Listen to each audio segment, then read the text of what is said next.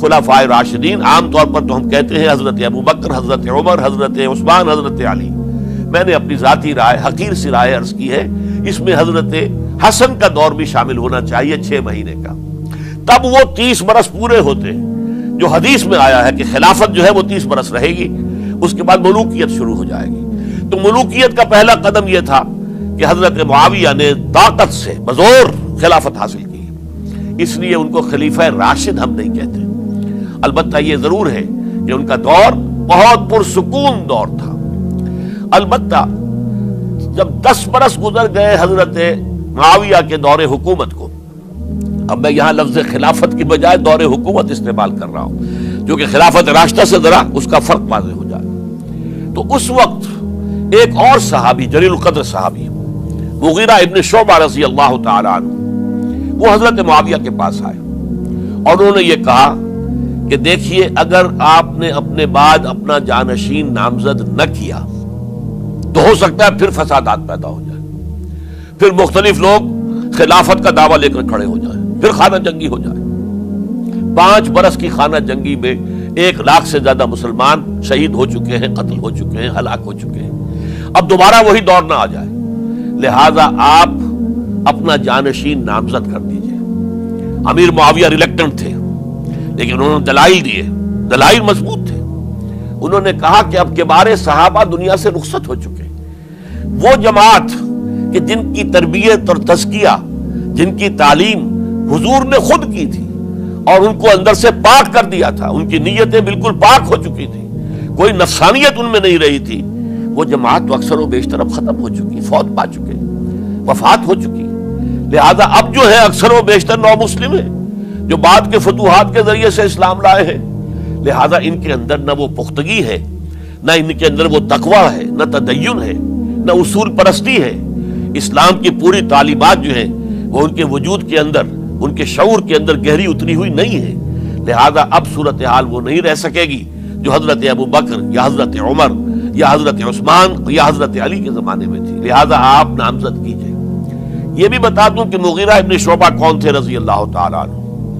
Number 1 یہ کہ یہ اصحاب شجرہ میں شامل ہیں، جن 1400 یا 1800 افراد نے حضور سے بیعت کی تھی صلح حدیبیہ سے متصلا قبل، اس درخت کے نیچے بیٹھ کر جس کے بارے میں سورہ فتح میں فرمایا گیا کہ لقد رضی اللہ عن المؤمنین اذ یبایعونک تحت الشجرہ.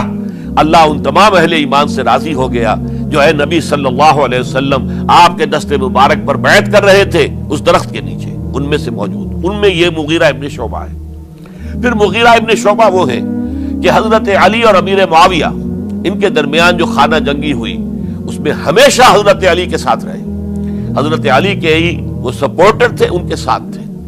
اس پہلو سے اچھی طرح سمجھ لیجئے کہ یہ نہیں ہے کہ وہ در حقیقت کو پہلے سے وہ امیر معاویہ کے ساتھی تھے، نہیں.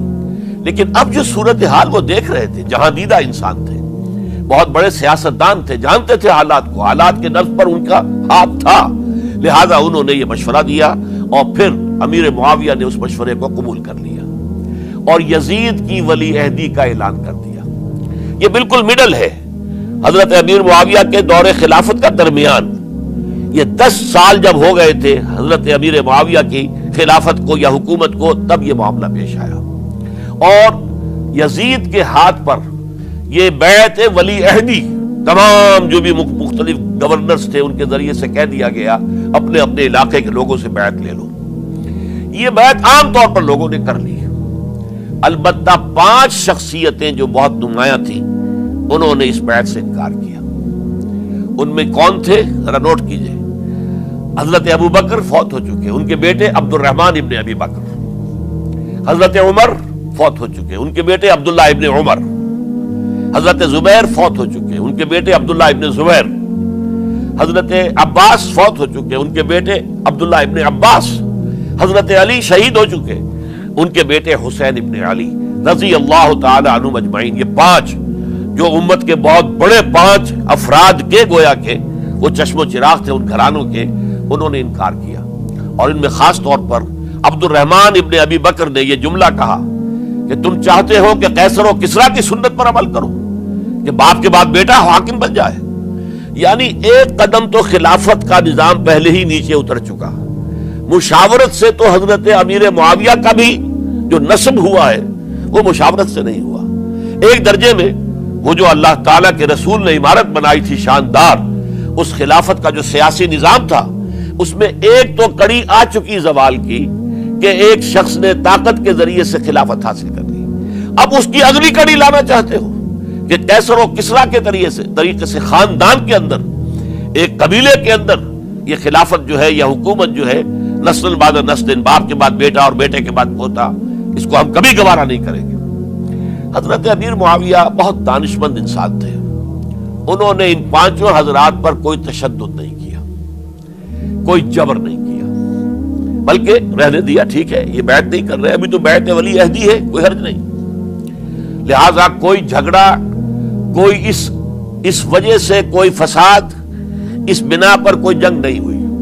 10 سال گزر گئے، یعنی 10 سال تک یزید ولی عہد رہا ہے. 10 سال تک. اور اس سوائے ان 5 بڑی شخصیتوں کے جو پوری امت تھی، عوام الناس تھے، ان سب نے اسے قبول کیا. یہ صورتحال اب جب پیدا ہوئی جب حضرت امیر معاویہ کا انتقال ہو گیا، یہ سن 60 ہجری ہے. اب سوال پیدا ہوا کہ وہ ولی عہدی کی بیعت اب بیعت خلافت میں منتقل ہو جائے گی. لہذا پھر یہ ہوا کہ سب لوگوں سے، سب گورنروں کو لکھ دیا گیا تمام صوبوں کے اندر کہ اپنے اپنے لوگوں سے بیعت لے لو. ظاہر بات ہے کہ وہاں کوئی ریفرنڈم نہیں ہوتا تھا، کوئی ووٹ نہیں ہوتے تھے کہ اس کی پرچیاں ڈالی جا رہی ہوں، ایک ایک شخص سے رائے لینا نہیں ہوتی تھی، بلکہ اس وقت کی جمہوریت یہ تھی اور شورائیت یہ تھی کہ ڈفرنٹ کلینز ہیں، ڈفرنٹ فیملیز ہیں، ڈفرنٹ ٹرائبز ہیں، ان کے سردار، ان کے بڑے لوگ، ان کے اہم لوگ بیعت کر لیں تو گویا کہ سب کی بیعت ہو گئی. وہ ایک قبائلی نظام تھا اور اس میں یہ نہیں تھا نظام کے ووٹ بنے ہوئے ہوں اور اس کی پرچیاں ڈالی جا رہی ہوں. تو تمام عالم اسلام نے گویا کہ بیعت قبول کر لی اب یزید کی بحیثیت خلیفہ. اب وہ جو 5 آدمی تھے ان میں سے ایک فوت ہو چکے تھے، حضرت عبد الرحمن ابن ابی بکر رضی اللہ تعالی عنہما، دونوں فوت ہو گئے، لیکن باقی 4 رہ گئے. ان 4 کو نوٹ کیجئے، اور یہ بڑا سینسٹیو ایشو ہے جس پر میں اب گفتگو کر رہا ہوں. ان 4 میں کون ہیں؟ عبداللہ ابن عباس، عمر میں سب سے بڑے وہ ہیں، اور ان کی شان یہ ہے کہ انہیں حبر الامہ کہا گیا ہے، امت کے سب سے بڑے عالم، اور قرآن مجید کے وہ سب سے پہلے مفسر ہیں. اصل جو جتنی بھی تفسیری روایات ہمیں ملتی ہیں حضرت عبداللہ ابن عباس کے شاگردوں سے، تابعین سے، لہذا ان کا بہت اونچا مقام ہے. حضرت عبداللہ ابن عمر، ان کا مقام بھی آپ کو معلوم ہے، حدیثوں کی کتنی بڑی تعداد ہے جو عبداللہ ابن عمر سے مروی ہے، اور اس کو سلسلۃ الذہب کی پہلی کڑی کہا جاتا ہے. روایت حدیث میں جو سرہنی زنجیر ہے اس کا آغاز حضرت عبداللہ ابن عمر ہے. ایک طرف یہ دونوں ہو گئے، ان دونوں کی رائے کیا ہوئی؟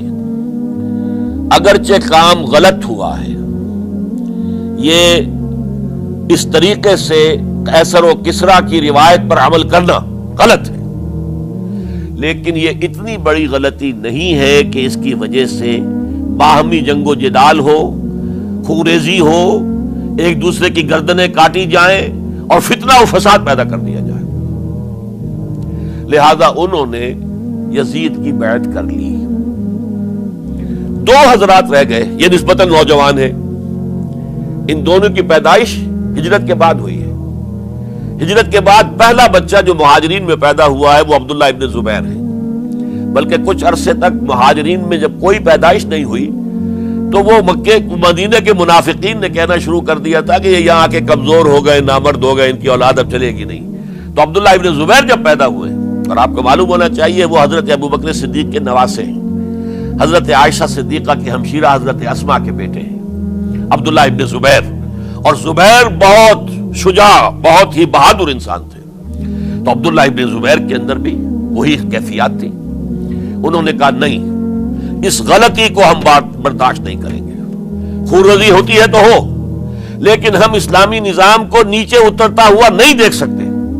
جیسے کبھی حضرت ابو بکر نے فرمایا تھا ایبدل الدین وانا حی، کیا دین میں ترمیم اور تنسیخ کر دی جائے گی؟ دین کو بدل دیا جائے گا، دین میں تحریف کر دی جائے گی جبکہ میں ابھی زندہ ہوں؟ میں جیتے جی یہ نہیں ہونے دوں گا. حضرت عبداللہ ابن زبیر کی یہ رائے ہوئی، وی ہیو ٹو چیلنج، ہم مقابلہ کریں گے ہم اسے پیسیولی قبول نہیں کریں گے. انہوں نے بیعت سے انکار کیا اور مدینہ چھوڑ کر مکے جا کر حرم کے اندر پناہ گزین ہو گئے. یہی معاملہ حضرت حسین ابن علی رضی اللہ تعالی عنہما کا تھا. وہ بھی نہایت شجاع، نہایت جری، نہایت بہادر. انہوں نے بھی کہا کہ یہ غلط قیصر و کسریٰ کی روایت جو شروع ہو رہی ہے، اسے ہم نے رجسٹ کرنا ہے اور اسے ہم آگے نہیں چلنے.